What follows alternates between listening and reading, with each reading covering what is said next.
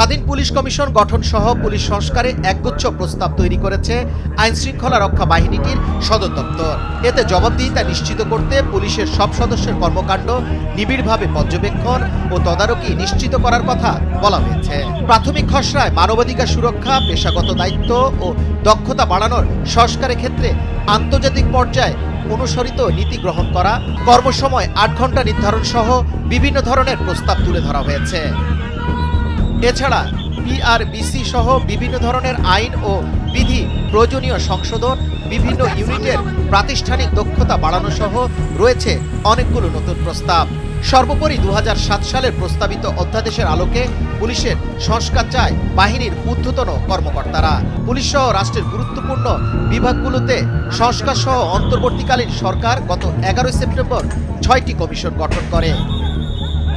Police সংস্কার কমিশনের প্রধান দায়িত্ব দেওয়া হয়েছে জননিরাপত্তা বিভাগের সাবেক সচিব সরফরাজ হোসেনকে। সংস্কারের অগ্রগতি জানতে চাইলে তিনি বলেন, পুলিশ পরিচালিত হয় আইন ও বিধির আলোকে। এ আইন অনেক ব্যাপক, আমি নিজেও অনেক আইন জানি, আর যেগুলো আছে সেগুলো সংগ্রহ করছি। আমি ব্যক্তিগতভাবে আইনগুলো নিয়ে পড়াশোনা করছি। তিনি আরও জানান, ব্রিটিশ আমলের আইনের কিছু ধ্যান ধারণা বাদ দিয়ে কিভাবে জনবান্ধব পুলিশ হতে পারে সেই দিকে জোর দেওয়া হচ্ছে। জুলাই আগস্টে পুলিশের যে ভূমিকা দেখা গেছে, ভবিষ্যতে যাতে এরকম আর না ঘটে তা নিশ্চিত করার লক্ষ্যে কাজ চলছে। চেষ্টা করছি সংস্কারের মাধ্যমে যাতে জনকল্যাণমুখী হয় পুলিশ। সম্প্রতি সচিব কমিটির সভায় প্রধান উপদেষ্টার প্রতিটি মন্ত্রণালয় ও বিভাগকে প্রয়োজনীয় সংস্কারে পরিকল্পনা প্রণয়ন করে যেটা দাখিল ও বাস্তবায়নের জন্য ম্যাচিং অর্ডার দেন। সেই পরিপ্রেক্ষিতে স্বরাষ্ট্র মন্ত্রণালয়ের জননিরাপত্তা বিভাগের প্রশাসন এক শাখা থেকে জরুরি ভিত্তিতে নির্ধারিত ছকে আইজিপিকে তথ্য পাঠানোর নির্দেশ দেওয়া হয়, যার পরিপ্রেক্ষিতে পুলিশ সদর দপ্তরের আইজিপি কাজী জিয়াউদ্দিনের স্বাক্ষরিত প্রস্তাব সংস্কার পরিকল্পনা সম্পর্কে ৮ পাতার একটি লিখিত প্রস্তাবনা তৈরি করা হয়। চিঠিতে উল্লেখ করা হয়েছে, পুলিশ সংস্কারের পরিকল্পনা একটি চলমান কার্যক্রম এবং এ সংক্রান্তে ভবিষ্যতে অধিক আলোচনা পর্যালোচনা সুযোগ রয়েছে।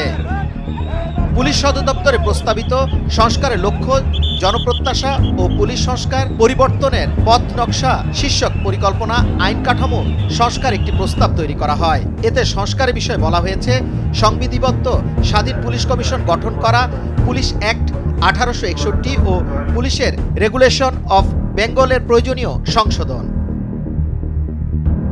এটি বাস্তবায়ন করা গেলে একটি সুপ্রশিক্ষিত আইনশৃঙ্খলা রক্ষা বাহিনী হিসাবে পুলিশ দেশ ও আন্তর্জাতিক পরিমণ্ডলে ইতিবাচক ভূমিকা রাখতে সক্ষম হবে। পাশাপাশি জনবান্ধব পুলিশ হিসাবে সমসাময়িক বিভিন্ন অপরাধ কর্মকাণ্ড রোধে মাধ্যমে জানমাল নিরাপত্তা নিশ্চিত করতে জনমনে স্বস্তি আনতে সক্ষম হবে।